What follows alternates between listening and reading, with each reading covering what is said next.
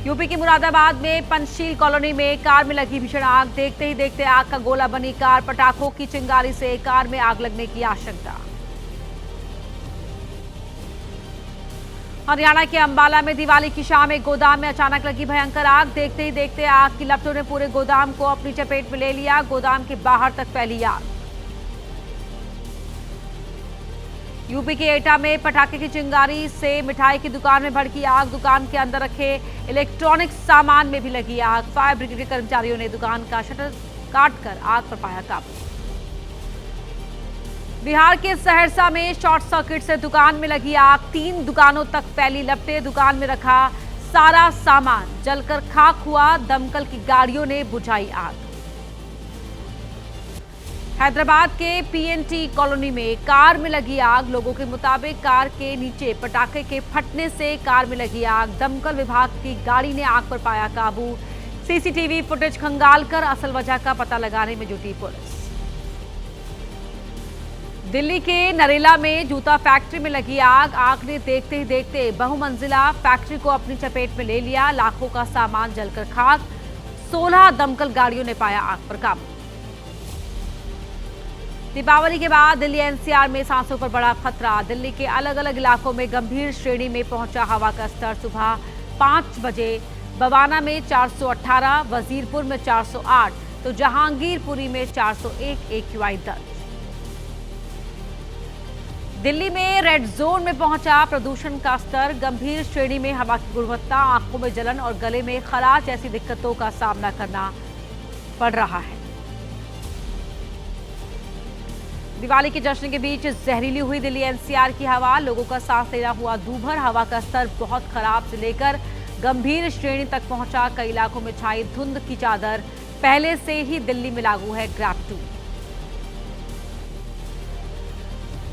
दिल्ली में रात 10 बजे के बाद भी जमकर फोड़े गए पटाखे। केवल अनाउंसमेंट करती रह गई। पेट्रोलिंग करती दिल्ली पुलिस। सुप्रीम कोर्ट ने शर्तों के साथ दिल्ली एनसीआर में ग्रीन पटाखे छोड़ने की दी थी अनुमति। बीजेपी नेता आरपी सिंह ने दिल्ली में प्रदूषण को बताया कठिन समय। दिल्ली सरकार क्लाउड सीडिंग से करवा सकती है बारिश।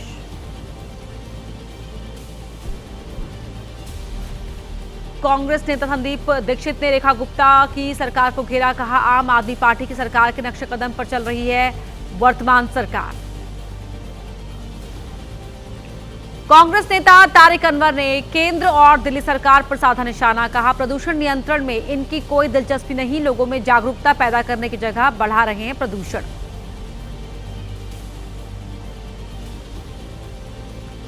नौ सेकंड न्यूज में अब जानते हैं आपके राज्यों का हाल। दिखाते हैं राज्यों से जुड़ी अहम खबरें तेज रफ्तार के साथ।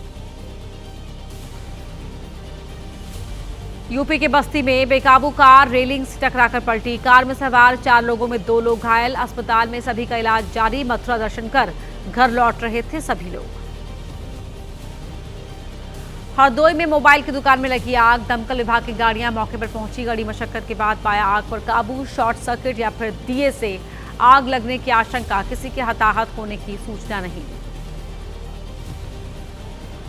गुरुग्राम में भी दिखा आग का कहर। पटौदी के राठीवास गांव में गोदाम में लगी आग। गोदाम में रखा सामान जला। सूचना मिलने पर पहुंची फायर ब्रिगेड की टीम ने बुझाई आग। आग लगने की वजह का नहीं चला पता। हापुड़ में कार को बचाने के लिए कोशिश तेज रफ्तार। ट्रैक्टर की ट्रॉली पलटी। ट्रॉली में भरी ईंटें कार के पिछले हिस्से पर गिरी। हादसे में 2 घायल। सभी को अस्पताल में भर्ती कराया गया।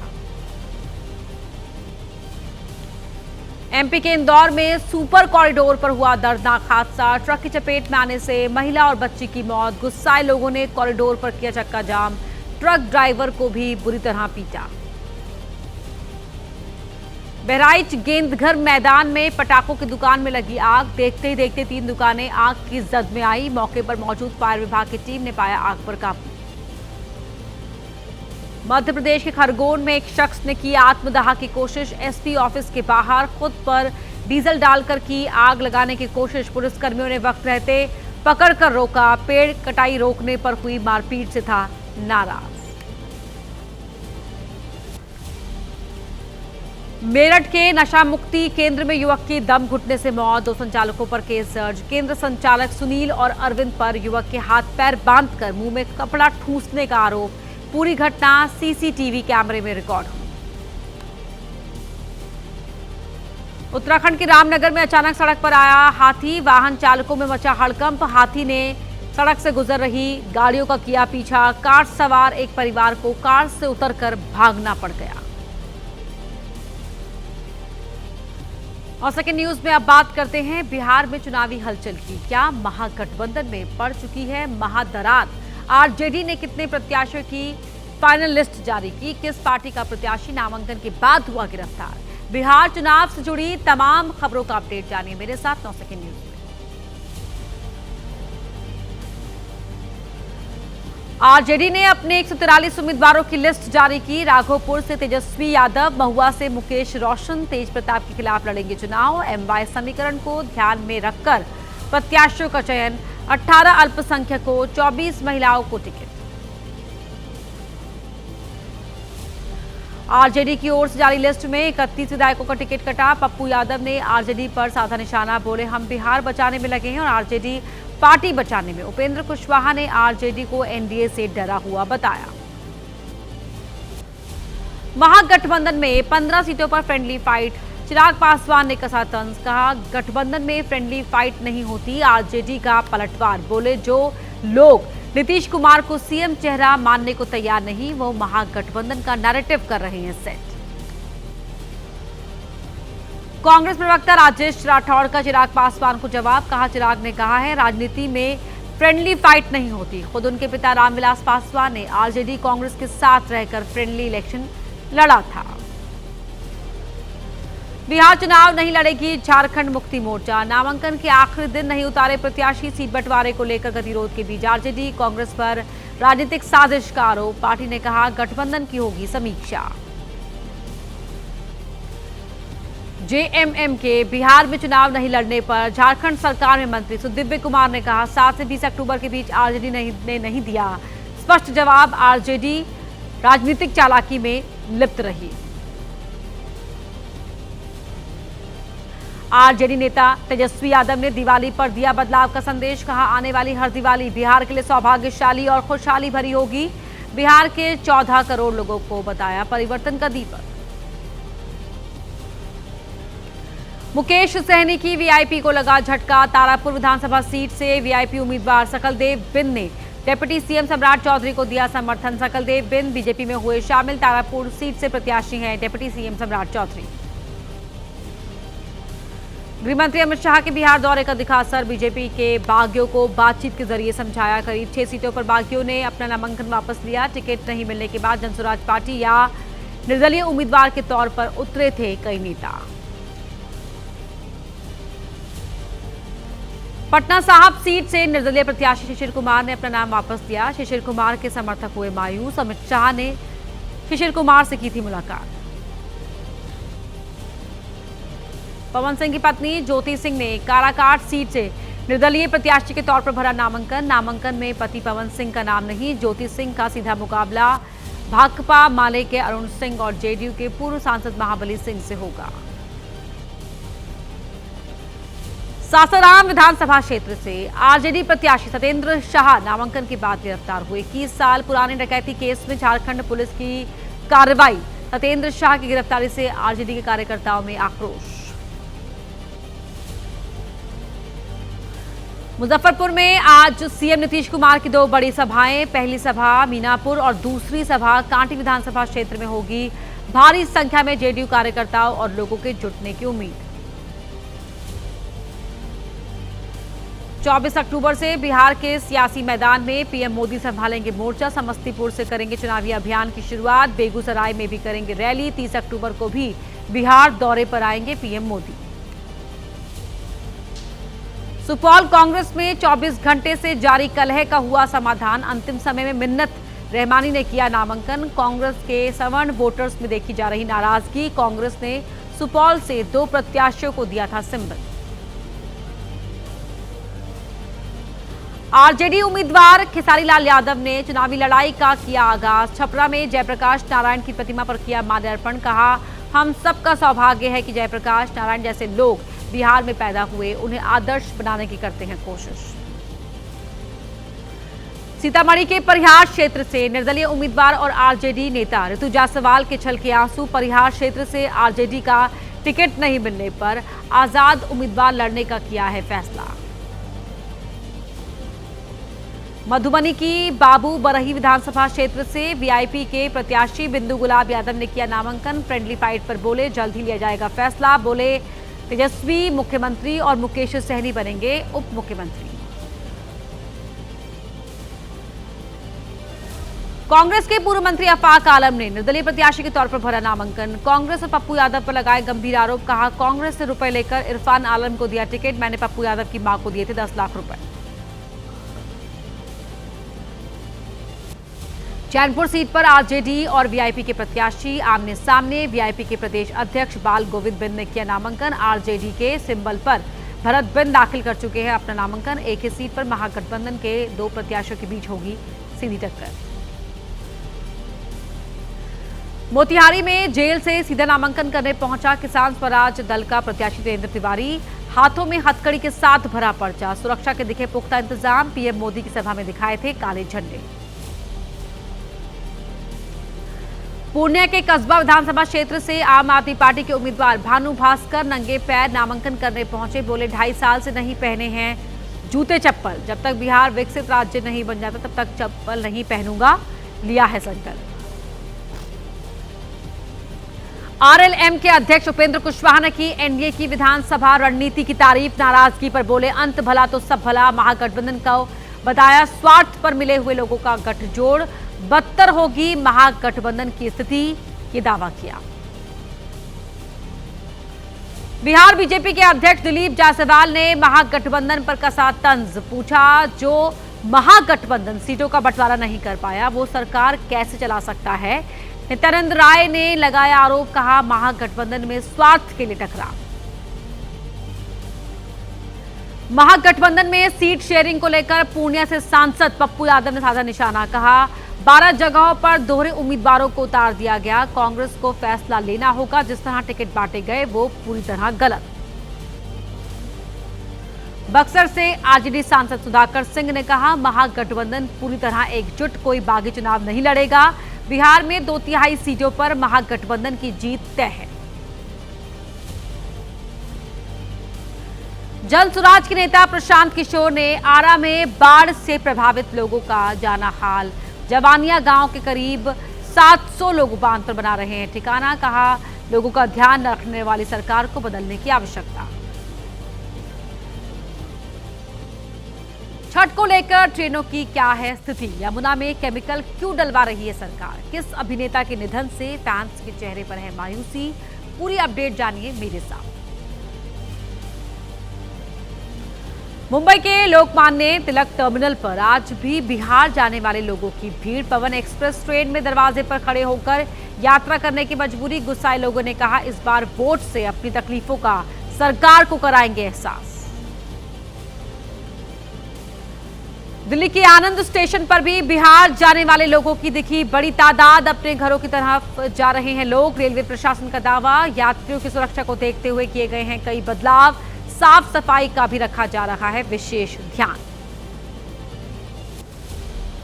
छठ से पहले यमुना में झाग हटाने के लिए केमिकल डाल रही है दिल्ली सरकार। आम आदमी पार्टी ने दिल्ली की मुख्यमंत्री रेखा गुप्ता को दी यमुना नदी का जल पीने की चुनौती। परवेश वर्मा ने कभी किया था केमिकल का विरोध, वही विभाग डाल रहा है केमिकल।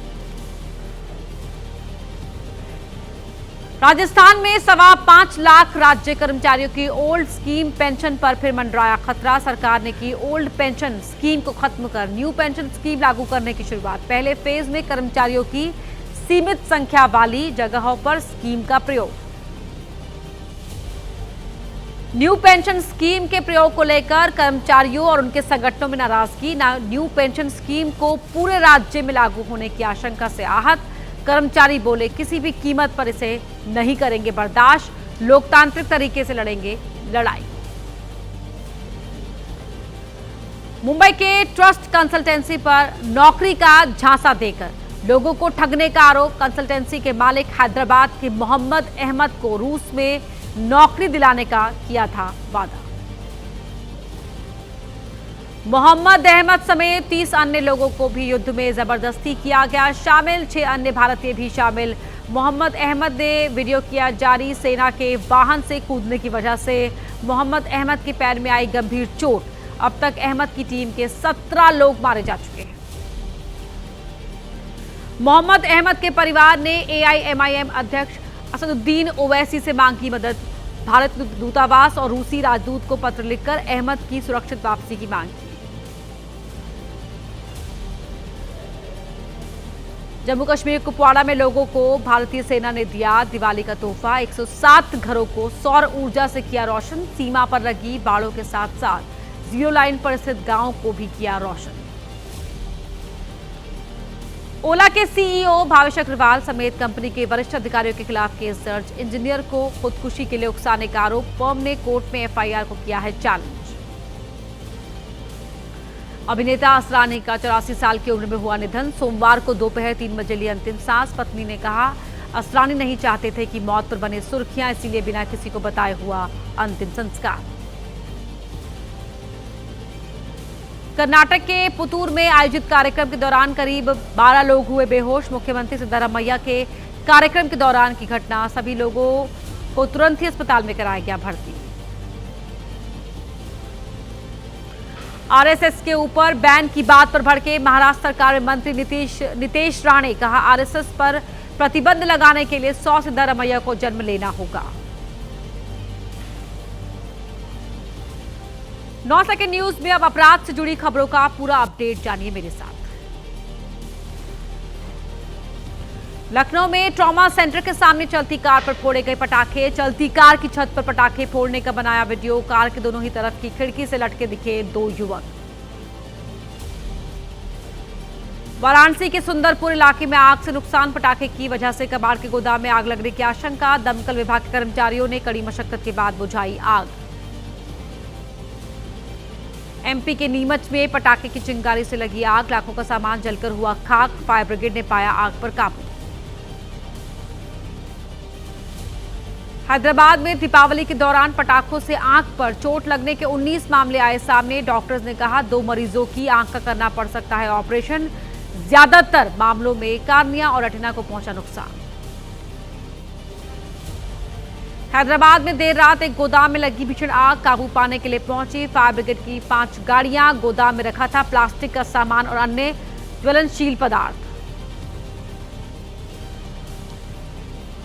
यूपी के मऊ में शातिर चोरों के गिरोह का भंडाफोड़। बंद घरों की सूखी नाली देखकर बनाते थे निशाना। सूखी नाली से लगाते थे अंदाजा, लंबे समय से घर में नहीं रहता है कोई। लखनऊ में दबंगों ने तोड़ी घर के सामने खड़ी गाड़ियां।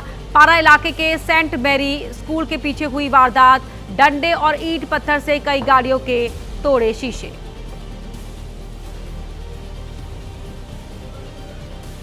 मेरठ में दीपावली की आतिशबाजी के कारण मकान की दूसरी मंजिल पर लगी आग। जलता हुआ रॉकेट दूसरी मंजिल के कमरे में गिरा। मकान में रखा कीमती सामान जलकर हुआ खाक। मुरैना में प्लास्टिक के सामान के गोदाम में लगी भीषण आग। लगभग 2 घंटे की कोशिश के बाद पाया आग पर काबू। आगजनी के कारण 20 लाख के नुकसान की आशंका। बुलंदशहर के एक पशु चिकित्सालय के कबाड़ में लगी भीषण आग। कोतवाली नगर क्षेत्र के अंसारी रोड बाजार के पास है पशु चिकित्सालय। पटाखों के चलते आग लगने की आशंका। यूपी के सोनभद्र में पंचमुखी महादेव मंदिर परिसर में संदिग्ध परिस्थितियों में लगी आग। मंदिर के कुछ हिस्से को भी आग से नुकसान। सूचना मिलते ही पहुंची पुलिस की टीम। स्थानीय लोगों ने पाया आग पर काबू। दिवाली पर देश के कई हिस्सों में आग लगने की घटनाएं। देहरादून की सब्जी मंडी में आग से नुकसान। पटाखों से लगी आग। इसी तरह से पाया गया आग पर काबू। राजस्थान में जोधपुर के एक बाजार में आग। भड़सिया फल मंडी में आग लगने से दुकानों में पहुंचा नुकसान। आग लगने की वजह अब तक साफ नहीं। गुरुग्राम के एक शोरूम में आग की वजह से बड़े पैमाने पर नुकसान। जानकारी मिलते ही मौके पर पहुंची फायर ब्रिगेड की 2 गाड़ियां। शोरूम में आग लगने की वजह साफ नहीं। यूपी के मऊ में पटाखों को लेकर हुए विवाद में युवक की हत्या, दूसरे युवक की हालत नाजुक, घर के सामने पटाखा छोड़ते समय गांव के लोगों से हुआ था झगड़ा।